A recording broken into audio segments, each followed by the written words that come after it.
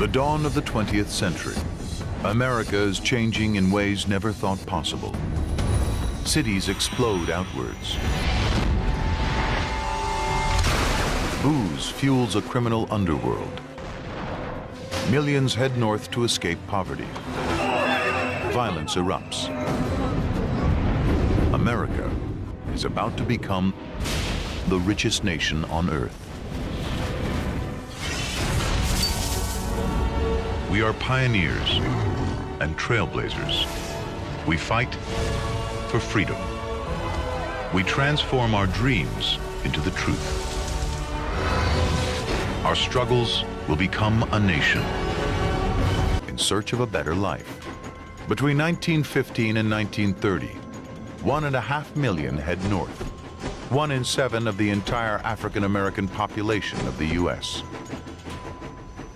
It's called the Great Migration. The North represented the promised land to blacks in the South. If you can go north, you can work. If you can go north, you're not going to have to step off the curb when whites walk down the block. If you can go north, you can live in better neighborhoods and your children get a better education.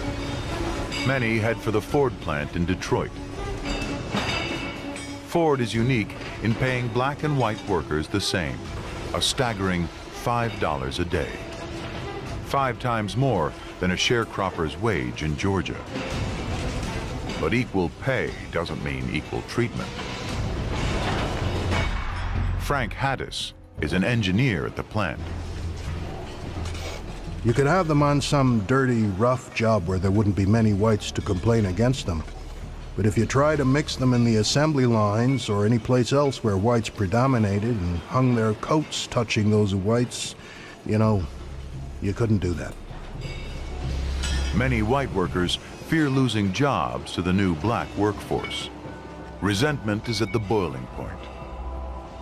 The denial of white privilege, clashing with the ambition of blacks looking for the promised land, inevitably led to an explosion.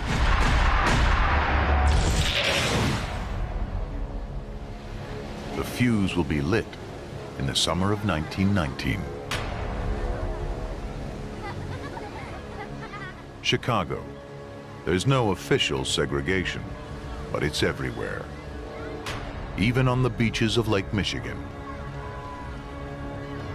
Whites refuse to sell their houses to blacks. Homeowners in Hyde Park and Kenwood hold a meeting. The Negro invasion of the district is the worst calamity that has struck the city. Property owners should be notified to stand together block by block to prevent such invasion.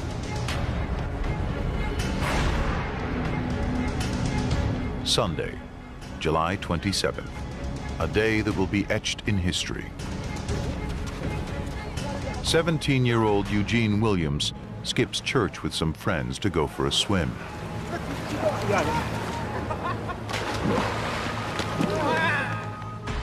John Harris is with them.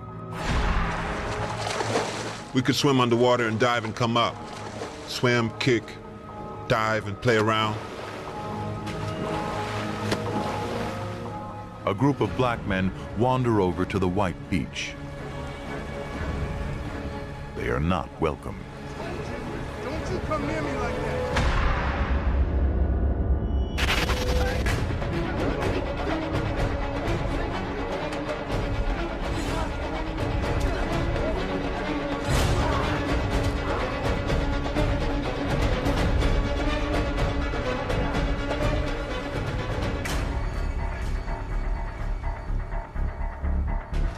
Eugene's raft is also drifting in that direction. It can only spell trouble.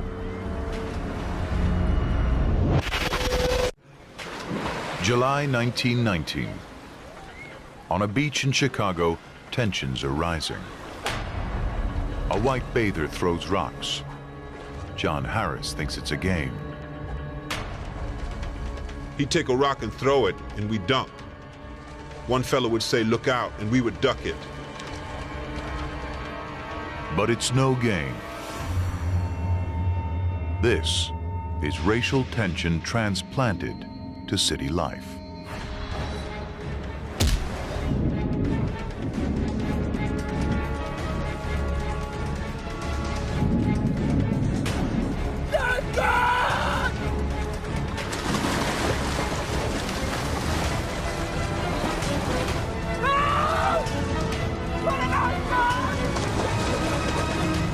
By the time they get Eugene Williams back to the beach, he's dead. The police officer on duty is Daniel Callahan. He refuses to arrest the white man who threw the fatal rock.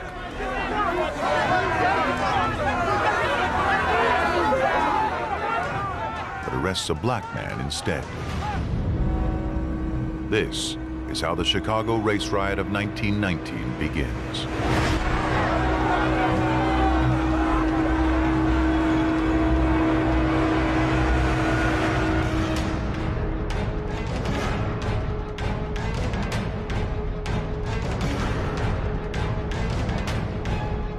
Eight bloody days, 500 wounded, 38 died. 23 of them black. But the violence is just beginning. Riots erupt in 24 more cities across America. It's called the Red Summer. Many found that the Promised Land was not the promise they thought. The North was better than the South, but there was not the land of milk and honey.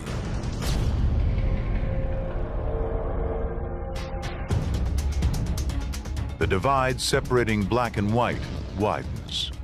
Ghettos expand. Harlem in New York. Paradise Valley in Detroit. The Hill District in Pittsburgh. In Chicago, the South Side.